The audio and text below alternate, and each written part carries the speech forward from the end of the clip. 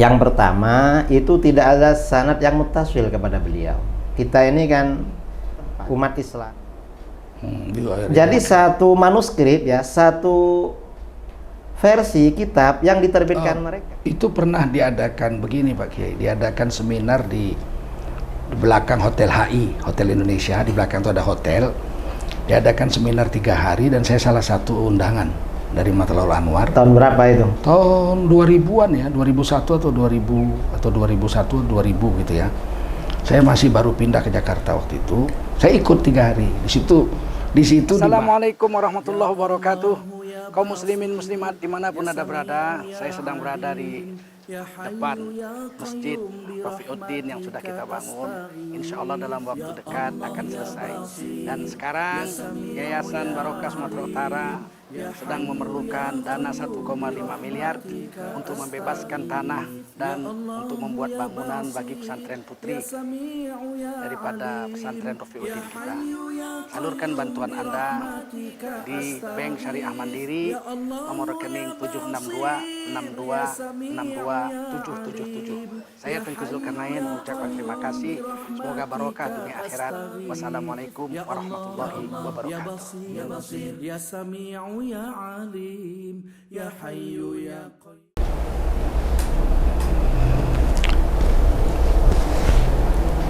Assalamualaikum warahmatullahi wabarakatuh. Hamdan wa syukran lillah wa salatan wa salaman ala rasulillah wa ala alihi wa sahbihi wa mawalah. Allahumma salli ala sayyidina wa habibina wa maulana Muhammadin wa ala alihi wa sahbihi ajma'in. Amma ba'du, kaum muslimin muslimat dimanapun Anda berada, mudah-mudahan kita selalu dalam ridha Allah SWT. Pada pagi hari ini alhamdulillah kami kedatangan tamu agung dari Jawa Timur, tepatnya dari Jember, seorang ulama aswaja yang gigih berdiri atas faham Ahlus Sunnah wal Jamaah, yaitu Kiai Haji Idrus Ramli. Mudah-mudahan pagi ini kita dapat curahan ilmu yang bermanfaat dari beliau. Assalamualaikum Kiai.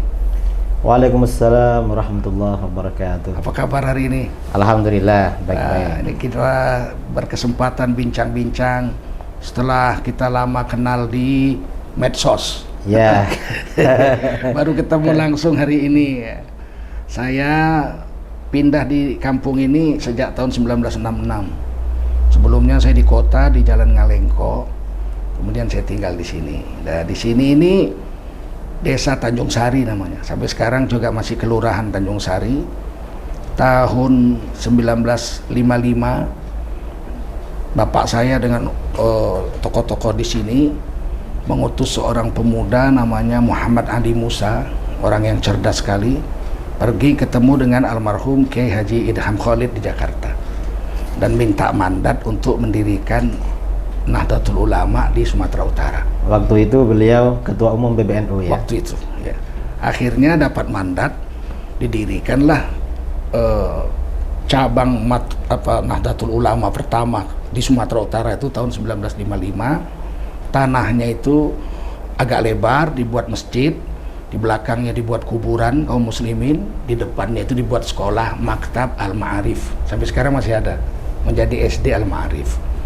Jadi dari sinilah cikal bakal dakwah Nahdlatul Ulama di Sumatera Utara. Tapi Muhammadiyah lebih dulu ya. Muhammadiyah itu tahun 1951. Muhammadiyah cabang nomor 3 di Medan ya, nomor 1 Jalan Kamboja, nomor 2 Jalan Gedong Arca, nomor 3 di Tanjung Sari ini, di Setiabudi Tanjung Sari. Masjidnya namanya dulu Mukminin. Kemudian pada tahun 80-an ada musyawarah daerah Sumatera Utara, seluruh masjid se-Sumatera Utara yang milik Muhammadiyah itu diganti namanya menjadi Masjid Taqwa Muhammadiyah. Maka Masjid Mukminin itu berubah menjadi Masjid Taqwa Muhammadiyah. Nah, ini sedikit gambaran tentang desa ini. Dulu tahun 80-an ke bawah itu 100% orang Jawa di sini. Makanya saya itu dengan budaya Jawa itu dekat sekali, bisa nembang Jawa, ngerti adat tata krama Jawa. Dan semua orang asli di sini kalau ketemu saya sampai sekarang itu tidak ada yang pakai bahasa Indonesia, pasti pakai bahasa Jawa. Penduduk asli di sini. Hanya saja sekarang sedikit karena mereka jual tanah itu pindah ke Langkat sana, mereka bersawah di daerah Pungei sana ya. Jadi sebagian besar penduduk aslinya yang bertahan itu yang punya pekerjaan. Yang petani semuanya udah pindah ke Kabupaten Langkat, sekitar 50 atau 40 km dari kota Medan. Masih ada ketemu-ketemu juga sekali-sekali, tapi tentu karena sudah berpisah tempat jarang ya. Yang asli di sini masih seperti Masjid Jami, masjid saya ini itu ya 30% jemaahnya masih orang asli di sini. Meski sudah kelas cucu-cucunya. Jadi masih murid-murid saya lah. Karena saya jadi guru, jadi murid-murid saya. Bagaimana ini kabarnya, Ki? Ya, alhamdulillah. Ya, tentu. Kita mau bincang-bincang ini seputar akidah Ahlussunnah wal Jamaah ya. Agar tidak menjadi rancu dan tidak menjadi kesalahpahaman di tengah-tengah umat. Karena kan sekarang ini banyak juga tuduhan-tuduhan bahwa kita ini bukan aswaja, kita ini dihitung paham yang sesat. Karena ada yang sekarang dengan lantang mengatakan pahamnya Imam Asy'ari dan Imam Al-Maturidi dalam akidah itu sebetulnya paham yang sesat. Sebab fase Imam Asy'ari itu ada 3 katanya. Pertama Mu'tazilah, kemudian kedua sifat 20, kemudian tobat, dan kemudian menjadi dalam kitab Al-Ibanah katanya menjadi Salafi lah kalau sekarang namanya gitu. Percaya bahwa Tuhan bertempat di aras, di langit dan sebagainya. Yang saya membaca dalam kitab karya Imam Ibnu Asakir, kemungkinan besar itu kitab Madsus. Kitab Al-Ibanah itu kemungkinan besar kitab Madsus karena manuskrip aslinya nggak pernah ditemukan. Jadi fase perubahan Imam Asy'ari menjadi fase pemahaman Salafi yang Tuhan itu bertempat di aras, di langit kan, pada tanggal 9 Zulhijjah turun ke bumi di Arafah. Ini paham ini kata Imam Ibnu Asakir kitabnya Madsus. Nggak ketemu kitab manuskrip aslinya, dan saya tidak menerima itu sebagai akidah yang saya pedomani dalam 3 fase tersebut. Bagaimana menurut Kiai Idrus Ramli akidah kita, akidah Asy'ariyah dengan akidah Al-Maturidiyah ini? Jadi ada beberapa strategi ya yang dilakukan oleh Wahabi untuk mengalihkan umat Islam dari Asy'ariyah. Pertama yaitu tadi, mereka bikin Imam Asy'ari pemikirannya hidup dalam 3 fase. Pertama ketika Mu'tazilah, kedua ketika Asy'ariyah yang sekarang ini ikut Ibnu Kullab, kemudian Al-Qalanisi, yang ketiga pindah ke mazhab Salafi. Kemudian dasar yang dijadikan landasan oleh orang-orang Wahabi fase ketiga kitab Al-Ibanah. Padahal kitab Al-Ibanah yang diterbitkan oleh orang-orang Salafi, yang pertama itu tidak ada sanad yang muttasil kepada beliau. Kita ini kan umat Islam, Ahlus Sunnah ini kan ajarannya selalu bersanad. Ya. Yang kedua, di dalam kitab Al-Ibanah versi mereka ini paradok. Halaman 116 ketika menjelaskan istawa ditulis yang diterbitkan Saudi Arabia bahwa di situ Allah itu beristiwa di arsy tanpa berdiam lama, min ghairi tulil istiqrar, tinggal tapi gak lama. Itu 116. 10 halaman kemudian 126 Allah itu beristiwa tanpa bertempat. Jadi satu manuskrip ya, satu versi kitab yang diterbitkan mereka antara halaman 116 dan 126 itu bertentangan. Sepertinya orang-orang Wahabi ini hanya mentahrif yang 116, yang 126 lupa atau gak dibaca. Ini mereka. Mestinya kalau berbohong itu kan yang sistematis gitu. Jadi jangan separuh-separuh. Akhirnya ketemu kalau ini yang pertama, cara mengalihkan. Kemudian yang strategi kedua, mengalihkan orang Ahlus Sunnah dari Asy'ariyah, Ini kata orang-orang Wahabi, kenapa di dalam fikih mengikuti Imam Syafi'i akidahnya kok Asy'ari? Kenapa akidahnya gak ikut Imam Syafi'i juga? Ini kan aneh, kata mereka. Mereka mengira akidah Imam Syafi'i beda dengan Imam Asy'ari. Mengira begitu. Itu pernah diadakan begini Pak Kiai, diadakan seminar di belakang Hotel HI, Hotel Indonesia, di belakang itu ada hotel. Diadakan seminar 3 hari dan saya salah satu undangan dari Matlaul Anwar. Tahun berapa itu? Tahun 2000-an ya, 2001 atau 2000 atau 2001 2000 gitu ya. Saya masih baru pindah ke Jakarta waktu itu. Saya ikut 3 hari. Di situ dibahas bahwa akidahnya Imam Syafi'i itu akidahnya Wahabi Salafi. Segini tebalnya itu. Kemudian setelah selesai seminar itu kira-kira berapa bulan ya, sebulan atau 2 bulan terbitlah buku Akidah Salaf itu. Jadi di situ seolah-olah Imam Syafi'i itu menafikan pelajaran akidah Ahlussunnah wal Jamaah yang diajarkan oleh Imam Abul Hasan Al-Asy'ari. Jadi itu sumber bibitnya itu. Saya tahu betul itu. Walaupun seminar itu tidak diputuskan Imam Syafi'i bermadhab seperti itu, tapi digunakan hasil. Itu strategi. Iya itu. Ya. Saya masih ingat itu. Jadi akarnya dari mulai seminar Ya, itu. jadi orang-orang Salafi itu bilang, kenapa akidahnya gak ikut Imam Syafi'i saja, kok Asy'ari? Lalu akidahnya Imam Syafi'i mereka yang bikin, bukan dari Syafi'i sendiri. Ini Ya, kan betul. lucu.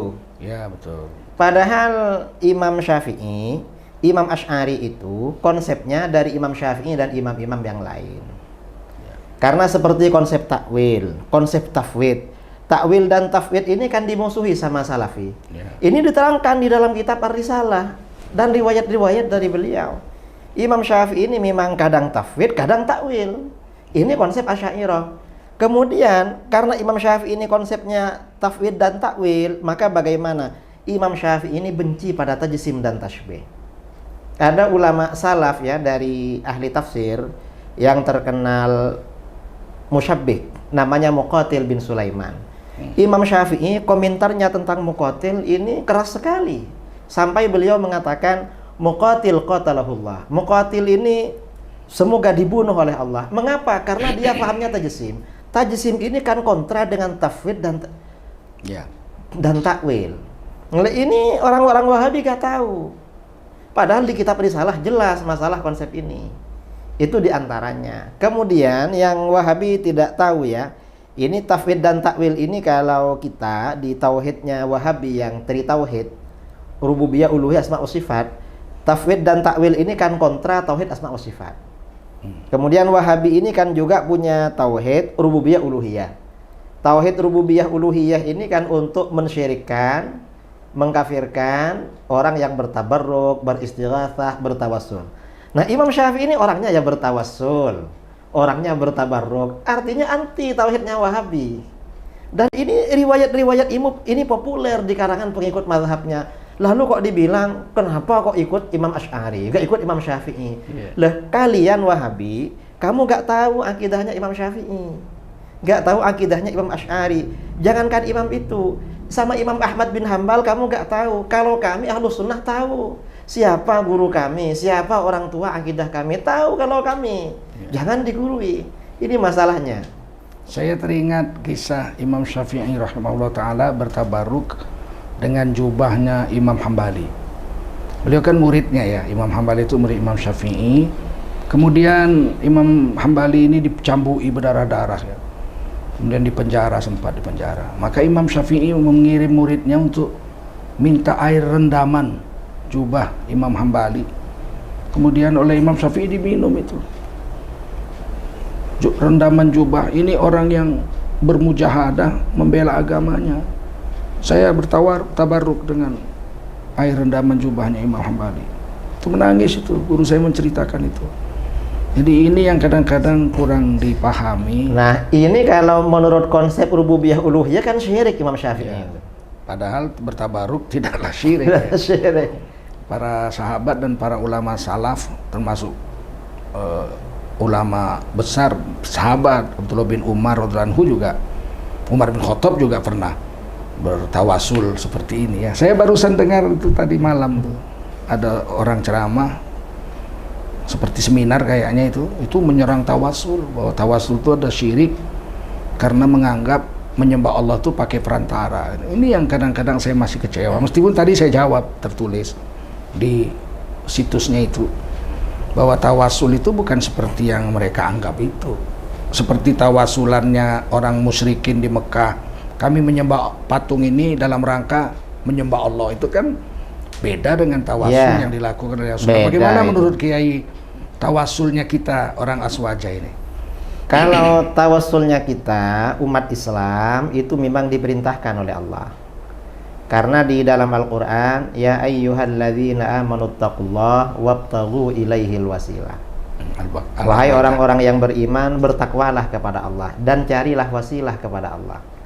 Jadi ada dua perintah, perintah bertakwa, cari wasilah. Ini diperintah. Wasilah itu artinya apa? Kalau secara bahasa artinya perantara. Kalau secara syar'i, kata Imam Ibnu Katsir ini disukai sama Wahabi. Karena muridnya Ibnu Taimiyah. Ibnu Katsir itu ketika mendefinisikan wasilah, al-wasilah hiyallati yutawassalu biha ila tahsilil maqsud. Wasilah ini adalah sesuatu yang dapat mengantarkan, menghasilkan tujuan. Misalnya kemarin saya dari Surabaya ke Medan. Kalau naik mobil kira-kira berapa hari? 4 hari. 4 hari ya, 4 hari, 5 hari. Akhirnya naik Batik. Naik Batik ini kan setengah hari. Ke Jakarta 1 jam 5 menit, ke sini 2 jam. Berarti 3 jam 5. Nah, Batik itu namanya wasilah. Cuma wasilah dari Surabaya ke Medan. Kalau wasilah kepada Allah gimana? Kita ini berdoa kepada Allah, Allah mengabulkan. Cuma anugerah Allah gak segera sampai. Mengapa? Kita ini banyak dosa, ya kurang khusyuk, ya macam-macam lah. Kalau orang itu dekat kepada Allah, para aulia itu gak perlu berdoa, ingin saja oleh Allah langsung dikasih. Kalau para aulia itu ngomong saja dikasih. Kalau para aulia, kita ini kan jauh dari mereka. Maka bagaimana? Berwasilah. Karena memang diperintahkan. Nah, wasilah ini banyak macam wasilah. Macam-macam wasilah. Asmaul husna misalnya wasilah. Karena di dalam Al-Qur'an walillahil asmaul husna fad'uhu biha. Allah memiliki asmaul husna. Maka berdoalah dengan wasilah asmaul husna. Kenapa Allah gak memerintahkan langsung aja doa? Namanya suruh jadikan wasilah.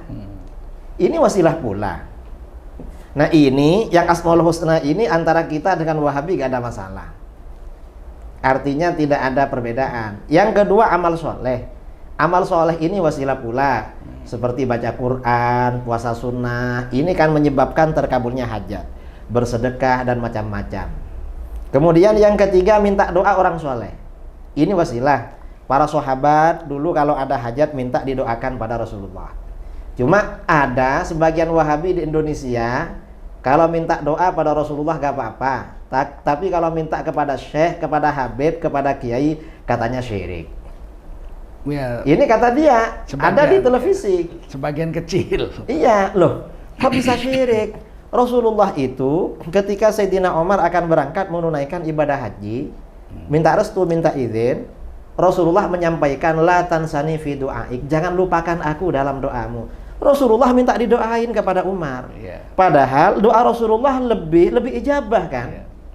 Ini artinya pendidikan pada kita, sunnah pada kita, meminta doa kepada orang yang melakukan amal soleh, walaupun status sosialnya di bawah kita menurut masyarakat. Dan itu berarti menjadi ibrah, ya, menjadi contoh untuk diamalkan. Ya. Untuk diamalkan, Rasulullah saja seperti itu. Ini kan pendidikan pada kita. Ini wasilah yang ketiga. Kemudian wasilah yang keempat, bertawassul dengan orang soleh. Ini yang bertawassul dengan orang soleh ini orang-orang Wahabi yang mensyirik-syirikan. Yang kelima, beristighatsah dengan orang soleh. Ini lebih syirik lagi kata Wahabi. Dan ini ada dasarnya semua. Yang mengajarkan wasilah dengan bertawassul, beristighatsah, ini Rasulullah juga. Kemudian bertabarruk dengan orang soleh. Orang soleh yang masih hidup maupun sudah wafat. Ini Rasulullah juga yang mengajarkan. Ada di dalam Al-Quran dalil-dalilnya. Asar dari para sahabat dan ulama salaf. Ini kok disyirikkan? Ini kan problem sebenarnya. Kan wasilah itu di perumpamaannya begini, kalau kita ini sakit kepala minum bodrek, atau ini madu atau apa ini? Madu. Misalnya ini untuk sakit apa ini Tengku? Ini untuk segala macam penyakit. Nah, kalau kita ini minum madu lalu sembuh misalnya, apakah madu ini yang menyembuhkan? Secara hakiki bukan. Allah yang menyembuhkan. Yang menyembuhkan Allah. Madu ini wasilah. Sama dengan kita bertawassul dengan para nabi, para aulia. Yang mendatangkan manfaat, menolak madarat itu Allah pula. Hanya kalau bertawassul dengan para nabi, para aulia, itu namanya kata para ulama wasilah syar'iyah. Wasilah yang menjadi tuntunan syarak. Kalau seperti bodrek, seperti madu atau obat-obat apapun, itu namanya wasilah adiyah. Wasilah yang bersifat alami. Asbabiyah ya, asbab. Ya, jadi sebab musabab. Dan ini sama-sama dibenarkan. Yang penting kita tidak meyakini bahwa madu ini yang menyembuhkan tanpa Allah. Yang penting itu. Ya, ini memang. Ini kan sederhana sebenarnya Tengku. Ya, memang sederhana. Kadang-kadang begini, yang menuduh kita sesat itu tidak mengetahui seluk-beluk yang kita lakukan. Ini yang sebetulnya perlu tabayun ya. Kadang-kadang diajak diskusi nggak mau. Saya pernah beberapa kali diskusi bawa kitab di Bagan Batu, di beberapa tempat itu, dan mereka ternyata kalah ya. Karena kitab-kitab dari Syekh Ibnu Taimiyah sendiri banyak sekali yang mendukung amalan-amalan yang berjalan dalam madhab Imam Syafi'i ini. Nah, ini yang kadang-kadang saya pikir memang butuh waktu dan butuh kelapangan dada untuk mau sama-sama duduk berdiskusi masalah ini. Saya banyak membaca juga, bahkan ketika tidak turun hujan di Madinah, para sahabat mengadu kepada Ibunda Aisyah. Ini ditulis oleh paman guru saya, Said Muhammad, ini hadisnya. Maka kata Ibunda Aisyah, buka atap rumah beliau, kuburan Rasulullah itu menghadap ke langit, mereka berwasilah dengan kubur Rasulullah, langsung hujan turun. Jadi itu kan, kalau sekarang mungkin, wah dibilang syirik. Tak mungkin Ibunda Aisyah dengan para sahabat melakukan kemusyrikan. Iya, karena itu kan muridnya Rasulullah kan. Ya kan, tak mungkin. Kalau sahabat radhiyallahu anhum itu sesat, rusak akidah kita semua jadinya. Karena kita diperintahkan oleh Nabi mengikuti Nabi dan mengikuti Khulafaur Rasyidin. Dan sahabat Nabi itu kata Nabi seperti bintang di langit, yang manapun kamu ikut, kamu akan mendapatkan hidayah daripadanya. Nah, ini yang saya pikir perlu kajian lebih lebar agar perbedaan dan kesalahpahaman ini bisa diluruskan. Saya sendiri di Mekah ngaji dengan Mufti Mekah waktu itu Al-Khaidar, Syekh Al-Khaidar. Selama setahun tuh nggak pernah dibahas-bahas masalah begitu-begitu. Ini di sini aja, ini di Indonesia saja. Kalau di Mekah nggak ada dibahas-bahas begitu-begigu. Makanya saya heran, loh. Ini orang-orang di Indonesia ini rajin membahas-bahas begini, ini ngajinya di mana gitu? Hah? Saya ngaji di Mekah nggak begitu. Mungkin sebagian pernah kuliah di Riyadh, di Madinah.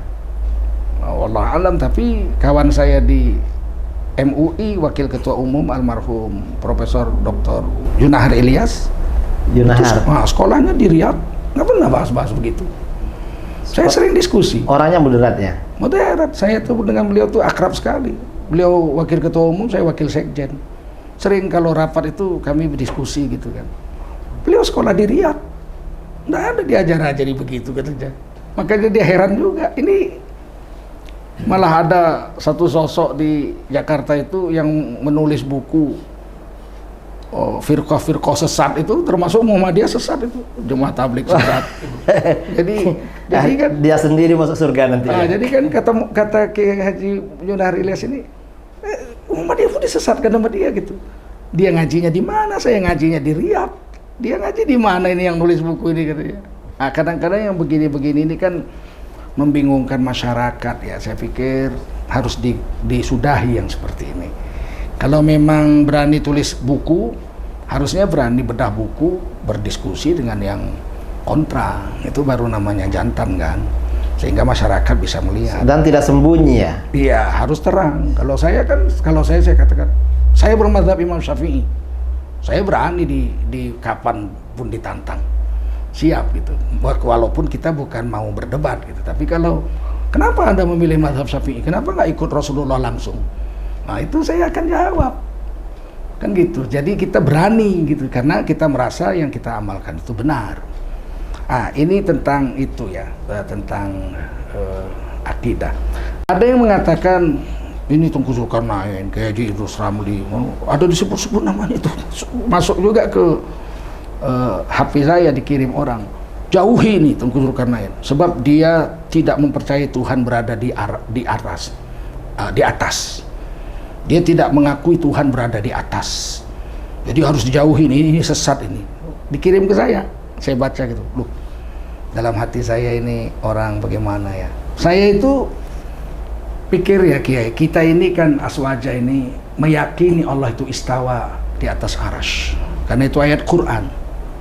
Ya, Ar-Rahmanu 'alal 'arsy istawa. Tuhanmu yang Maha Pemurah itu istawa di atas arasy.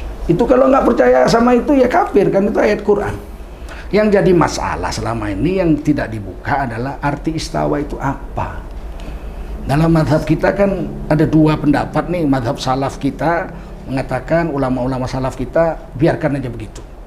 Istawa biarkan begitu, nggak usah dibahas-bahas, nggak tahu artinya. Nanti Allah aja yang tahu artinya bagaimana, di akhirat kita baru tahu. Selesai. Allah istawa di atas arasy, titik. Jangan bahas-bahas.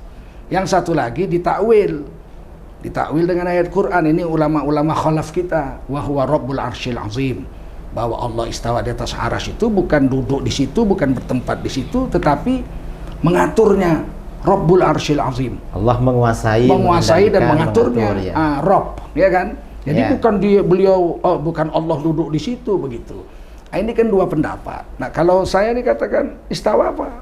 Saya ikut kata Imam Qurtubi dalam Fi Ahkamil Quran dan dalam kitab khusus yang beliau karang tentang tauhid. Ada 15 arti istawa. Yang mana yang mau diikut? Nah, kan yang amannya menurut ulama salaf kita, biarkan aja begitu. Nggak usah dibahas-bahas. Nah, orang ini menuduh kita menafikan Allah itu berada di langit atau di arasy. Istawa, ini perlu dijelaskan kepada kaum muslimin. Bagi kita kaum Ahlussunnah wal Jamaah, istawa bukan bertempat, bukan berada di situ. Bukan duduk-duduk. Bukan duduk-duduk di situ. Ada pula ya jelisu alal arsy. Allah duduk di atas arsy. Kalau duduk itu berarti Allah pernah berdiri, pernah berjalan, dan hadis-hadisnya kan ada. Jika kau datangi Allah dengan berjalan kaki, Allah mendatangimu dengan berlari. Berarti Allah tuh berlari. Ini kan bahaya yang seperti ini. Kita menghindarkannya dengan membiarkan atau mentakwilnya. Kalau ikut salaf biarkan aja. Kalau ikut ulama khalaf ditakwil. Artinya rahmat Allah lebih cepat datangnya, bukan Allah lari-lari. Lari apa? Lari sprint, estafet, kan bahaya, maraton, kan repot. Maha suci Allah dari seperti itu gitu. Jadi ini yang saya ingin sampaikan juga pada kesempatan ini, bahwa kami itu tidak percaya Allah itu bertempat. Kalau istawa oke, itu tidak bisa diganggu gugat. Gimana menurut Kiai? Betul itu, karena istawa di dalam Al-Qur'an. Ya. Dan ini Kiai Tengku ya, yang lucu ketika Wahabi digugat. Mengapa Allah bertempat? Mereka bilang karena Allah ada. Setiap sesuatu yang ada pasti bertempat. Nah, ini kan bisa menjurumuskan pada kekufuran. Karena Allah butuh pada tempat.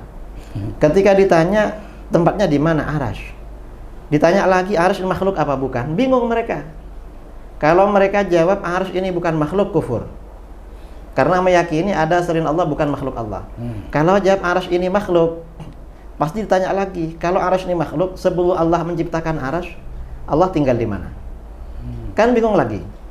Akhirnya pernah ada orang salafi ketika dikejar, kalau arasy ini makhluk, sebelum Allah menciptakan arasy, Allah tinggal di mana? Apa kata dia? Ustaz gak boleh tanya begitu. Udah, kenapa? Itu pertanyaan haram katanya.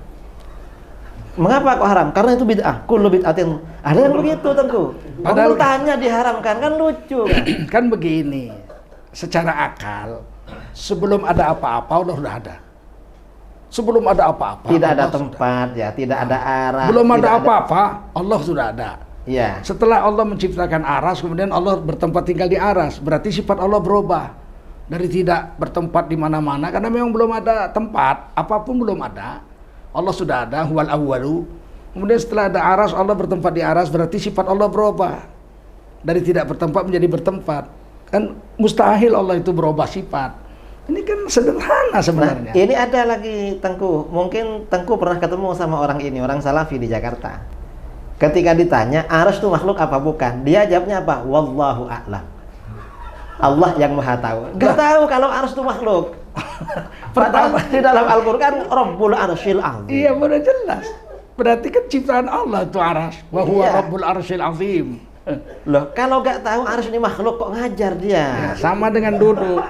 Allah itu katanya duduk di arsy, cuman duduknya itu nggak tahu caranya. Kalau nggak tahu gitu kalau nggak tahu caranya duduk, kok berani bilang duduk gitu? Nah, ayo, saya bilang sama cucu saya duduk, kamu duduk, itu dua artinya. Dia ngerti cara duduk, saya ngerti cara duduk. Kalau di cucu saya belum ngerti cara duduk, saya suruh duduk, dia nggak ngerti duduk. Yang namanya saya bilang Tuhan duduk di arsy, saya harus tahu caranya duduk. Kalau saya nggak tahu caranya duduk, jangan-jangan nangkring. Jangan-jangan ya macam-macam kan gitu. Jadi memang repot lah. Tapi sebenarnya kalau diskusi dengan baik, ini bisa diluruskan sebenarnya. Karena saya bisa memahami juga, karena saya belajar juga di sana gitu. Bahwasanya guru saya di sana bilang biarkan aja begitu. Tidak ada bahas-bahas. Ar-Rahmanu 'alal 'arsy istawa, titik situ saja. Kan selamat kalau begitu. Tapi kalau dibahas, wah, tuh saya sampai ngarang lagu itu. Allah itu ada tanpa tempat, tanpa waktu. Allah juga ada, tak serupa dengan makhluk. Jangan semisalkan Allah dengan sesuatu. Jangan serupakan Allah dengan sesuatu. Janganlah kau katakan Allah bertempat di arsy, terkadang di langit, turun pula ke bumi, itu paham musyabbihah. Jangan pula kau katakan Allah itu punya wajah, punya tangan, punya kaki, pakai jari, itu paham mujassimah. Ikutilah saja paham Ahlus Sunnah wal Jamaah. Paham guru kita turun-temurun ke kita, Ahlus Sunnah wal Jamaah. Ahlus Sunnah wal Jamaah. Ini saya karang nih. Ya bagus ya Tengku. Ini kok lagunya belum viral ini. Ya, ini nanti nanti akan kita rekam ini. Perlu diviralkan ini. Iya, karena nggak mungkin Allah itu, dan mereka pun bingung juga, Allah di arsy ya, tapi di dalam hadis lain di langit. Ada yang bilang, itu saya waktu di Padang Arafah tuh, khutbah Arafah itu bilang, Tuhan sekarang berada bersama kita. Tuhan turun dari arsy yang agung 9 Zulhijjah ke Arafah. Nanti kalau matahari tenggelam, Tuhan balik lagi ke arsy. Ini saya dengar langsung, ini paham apa pula ini, saya pikir. Dan guru saya nggak mengajarkan begitu, meskipun saya waktu ngaji di Mekah nggak diajarkan begitu. Jadi ini perlu diskusi panjang sebenarnya, tapi saya pikir kita tidak sesat loh. Ya kita ini Ahlus Sunnah. Ahli Sunnah ya, bukan. Ya. Jadi kita bukan paham sesat ya. Ya jelas lah. Yang sesat ya mujassimah, musyabbihah. Ini yang mengerikan ini. Nah, kemudian cara istinbat hukum. Kita itu kan kalau dalam fikih itu ada 4 ya. Dalil-dalil kita itu dari Al-Quran, dari As-Sunnah, dari Ijma' dan Qiyas. Sekarang kan ada yang menafikan itu. Mereka nggak mau qiyas. Ya, kalau nggak mau qiyas, bagaimana mau membayar zakat fitrah? Rasulullah pakai gandum, pakai kurma. Lah kita pakai beras, pakai jagung kalau di Madura. Betul. Mau gimana? Itu nggak qiyas, itu kan qiyas itu. Iya. Dan qiyas ini dilakukan oleh para sahabat, Khulafaur Rasyidin, ulama salaf. Dan dalam usul fikih, yang tidak mau qiyas pertama itu orang Mu'tazilah. Ibrahim bin Sayyar An-Nazzam, orangnya peminum khamr. Masya Allah. Orangnya fasik, dikafirkan. Dia yang pertama kali menolak qiyas dan diikuti oleh yang orang-orang salah fikir sekarang itu. Nggak mau qiyas. Kalau saya kisu kaisan, itu kan apanya? Mengambil sesuatu yang sesuai ukuran. Qiyas itu asal katanya dari situ. Jadi kalau seukuran, misalnya zakat fitrah itu dengan makanan yang mengenyangkan, maka di Eropa zakat fitrah pakai kentang. Dan itu dalil qiyas. Rasulullah nggak pernah bayar zakat pakai kentang. Maksud orang bayar zakat fitrah pakai kentang nggak sah dong. Karena kullu bid'atin dhalalah. Waduh, kalau begini kan repot cara berpikirnya ya. Saya pikir qiyas itu satu. Lah, ini lagi kitengku. Kullu bid'atin dhalalah ini. Mereka ini kan bilangnya kembali pada Quran dan hadis. Tapi hadisnya cuma kullu bid'atin terus. Tidak ada hadis lagi. Masa ratusan persoalan dalilnya cuma satu. Kita belajar kitab fikih gak pernah kesenggol itu. Ulama-ulama di kitab fikih ini gak boleh. Mengapa? Kullu bid'atin dhalalah. Gak ada di kitab-kitab. Hatta mazhab Hambali gak begitu. Jarang dipakai. Ini semua persoalan kullu bid'atin.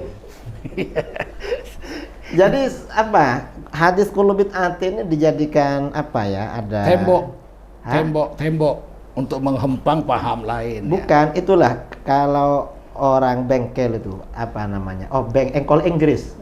Kunci Inggris. Kunci Inggris. Jadi Semua kalau besar dipakai. dibesar. Iya, apa saja pakai kullu bid'atin.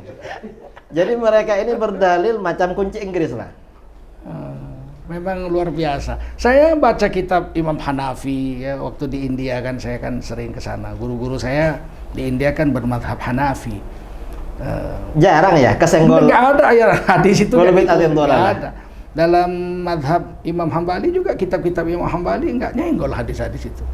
Memang anehnya memang kalau yang sekarang ini populer, asal ada masalah, pertanyaan pasti itu nomor satu hadisnya. Memang betul juga itu satu fenomena kenyataan itu sebetulnya. Ya. Lalu bilangnya kembali pada Quran dan hadis. Lalu cuma satu hadisnya. Memang susahnya ya, saya pikir kita kurang diskusi sebenarnya, atau mereka memang tidak mau diskusi, sehingga orang yang baca Yasin tiap malam Jumat pun akhirnya menjadi bid'ah gitu. Saya pernah jumpa ini Pak Kiai, ini kenyataan, saya nggak dusta. Kawan saya itu ada Quran terjemahan, terus saya ambil dari meja dari lemari ini itu, saya ambil, saya buka, pas surah Yasin itu di staples, jadi nggak bisa dibuka. Loh, kenapa di staples? Di staples. Itulah saya lihat loh kok surah Yasin di staples, rapi di staples. Jadi nggak bisa dibuka. Waktu dia datang bawa minuman teh saya bilang ini kok di staples. Wah, itu Yasin, Pak, berbahaya, bid'ah. Kalau dibaca saya masuk neraka. Supaya selamat saya staples saja. Jadi supaya anak istri saya nggak baca juga gitu. Saya ini kenyataan, tidak dusta ini. Saya pikir, kok sampai sebegitunya. Itulah orang awam, bahayanya orang awam. Kalau salah mengajar daripada guru-gurunya, seperti itu. Saya bilang nggak usah di staples. Terus gimana? Dicetak aja 113 surat. Yasin dibuang. Karena Yasin bisa membahayakan masuk neraka. Kalau staples masih bisa dibuka. Jadi cetak Quran minus Yasin. Dia diem. Oh ya, nggak bisa begitu. Dan staples bisa. Dibuang aja sekalian. Nah, ini kan berbahaya. Ini mesti salah dari gurunya ini. Gurunya salah memahamkan agama, sehingga orang yang dibawa menjadi ekstrim dan sangat membahayakan daripada keturunan-keturunannya nanti. Nanti keturunannya lebih ekstrim lagi. Mbah saya dulu Yasin ini staples, kalau saya digunting sekalian aja dibuang. Nah, yang begini-begini saya khawatir ini akan terjadi, dan ini akan membuat kita semakin pusing ini membereskan persoalan umat ini. Jadi saya pikir terima kasih nih Pak Kiai, ini bincang-bincang kita ini. Saya ingin menyampaikan kepada seluruh kaum muslimin muslimat bahwa kami ini akidahnya aswajah, Ahlus Sunnah wal Jamaah. Tentunya mengikut Imam Asy'ari dan Imam Maturidi. Dan Imam Syafi'i itu pun walaupun beliau tidak khusus menuliskan satu buku tentang akidah seperti beliau menuliskan satu buku tentang syariat dalam kitab Al-Um beliau, tapi apa yang beliau tulis dalam banyak risalah, bahkan tafsir yang sempat beliau tulis itu serupa dengan apa yang dituliskan oleh Imam Asy'ari. Konsepnya sama. Sama. Konseptual sama. Dengan Imam Asy'ari. Ya, apalagi murid-murid Imam Syafi'i ke belakang seperti Imam Ibnu Hajar, Imam Nawawi dan sebagainya ini meneruskan apa yang ada di konsep daripada Imam Syafi'i. Tidak mungkin mereka mengarang-arang sesuatu yang lebih baru yang di luar daripada ketetapan Imam Syafi'i rahimahullah ta'ala.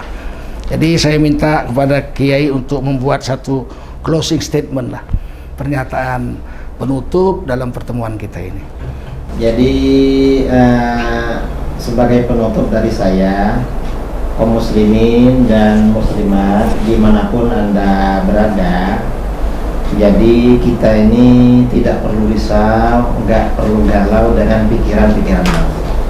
Kita tetap istiqomah, konsisten dengan ajaran Ahlus Sunnah wal Jamaah yang kita terima dari guru-guru kita dulu, yaitu akidahnya Asy'ari, fikihnya Syafi'i. Dan nggak usah khawatir, itu itu dalilnya sangat kuat. Kita nggak perlu ragu-ragu pada ilmuwan mereka.